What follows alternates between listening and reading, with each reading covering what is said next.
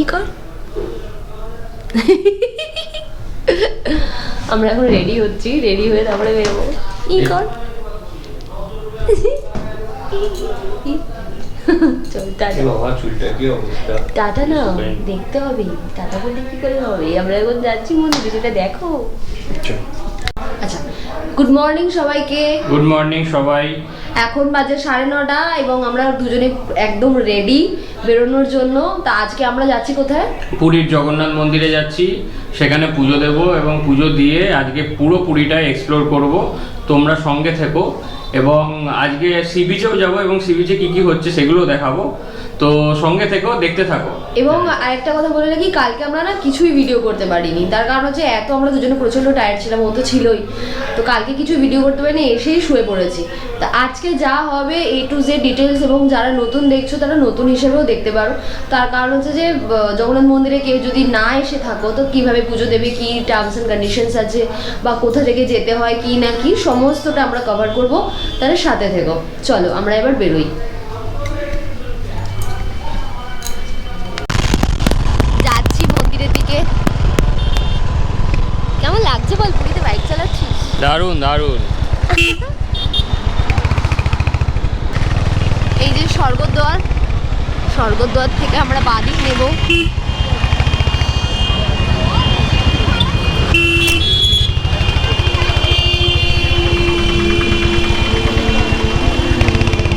এই যে শ্রী চৈতন্য মন্দির, যেটা সামনেই থাকে স্ট্যাচুটা। সোজা চল। ও আমরা বাদিক নিলাম না, আমরা সোজা যাচ্ছি কারণ প্রচন্ড ভিড়। সামনের অবস্থা দেখো, ওরে বাপরে।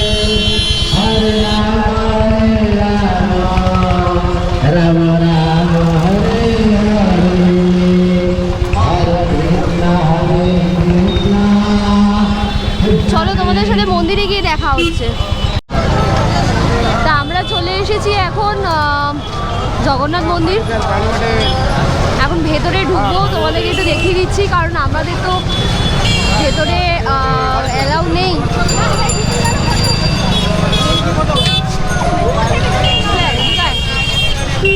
আজকে হোলির দিন, দেখতেই পাচ্ছ কত ভিড়, আওয়াজে আওয়াজ চারিদিকে।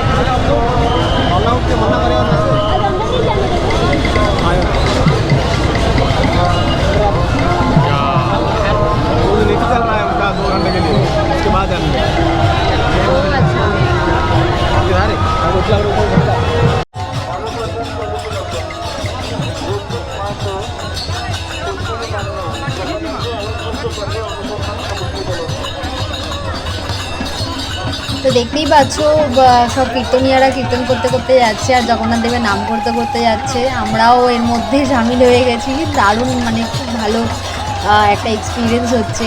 কারণ হোলিতে এর আগে আমরা একদম ফার্স্ট হানিমুনে আমরা এসেছিলাম, তখন হোলি ছিল।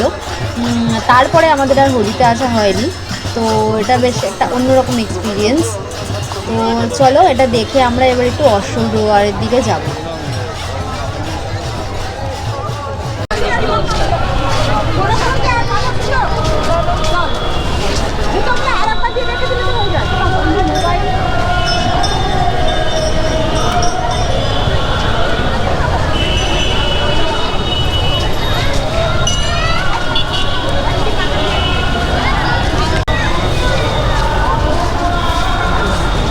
দেখতে পাচ্ছ তোমরা, আমরা চলে এসেছি জগন্নাথ মন্দিরে অশ্বদ্বারে, এবং এখান দিয়ে কোনো রকম কোনো এন্ট্রি নেই, যেমনটা দেখতে পাচ্ছ পুরো খালি।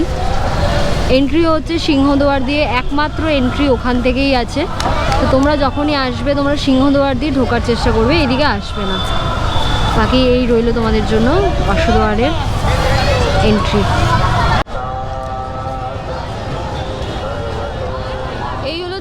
জগন্নাথ মন্দিরের সারাউন্ডিংস আগে এত বড় প্রশস্ত ছিল না, মনে হয় কোনো কিছু রেনোভেট করেছে যার জন্য এত বড় এরিয়া হয়ে গেছে। এদিকটা এরকম ছিল না।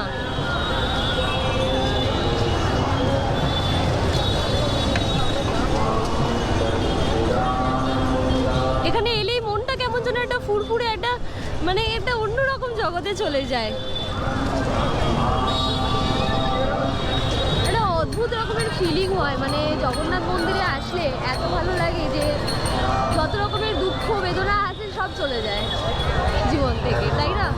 আর জগন্নাথ দেব তো আছেনই, উনি তো সব থেকে বেশি দয়ালু আর কৃপালু। উনি সবার কথা শোনেন এবং যে যা বলে তাই শোনেন, খুবই ভালো। তো তোমরা দেখো চারিপাশটা কত সুন্দর লাগছে আজকে হোলির দিন।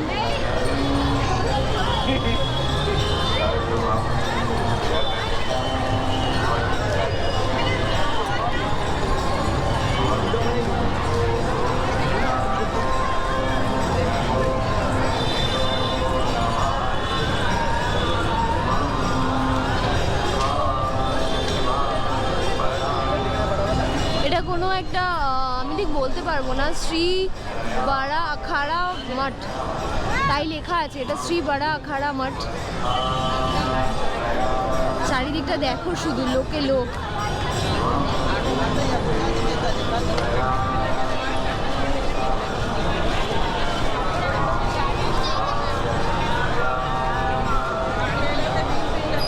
জগন্নাথ দেবকে দেখবো বলে মনটা একদম কেমন করছে, কিন্তু 2 ঘন্টা প্রায় বন্ধ বলছে এরা।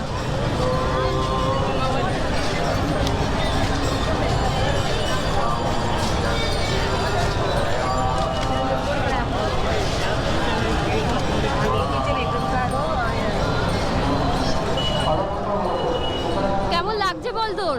অসাধারণ অসাধারণ। বাইক নিয়ে আসবো ভাবতেই পারিনি, কিন্তু নিজেকে একটু অন্যরকম লাগছে যে আমি বাইক নিয়ে আজকে পুরীতে। আর আমরা আমাদের বাইক নিয়ে মানে এসেছি এখানে, মানে কি বলবো, দারুণ লাগছে, মানে হেভি ফিলিংসটা খুব অন্যরকম। কালকে কষ্ট হয়েছিল, কষ্ট হয়নি বলবো না, মিথ্যে কথা, কষ্ট হয়েছিল, কিন্তু আজকে সেই কষ্টটা চলে গেছে। আজকে একটা অন্যরকম ফিল হচ্ছে, তোমরা দেখো। এবার লাইনের দিকে এগোনো যাক, কারণ ওটাও একটু দেখাতে আমার ইচ্ছে করছে কতটা কি দূর এগিয়েছে। চলে যাই।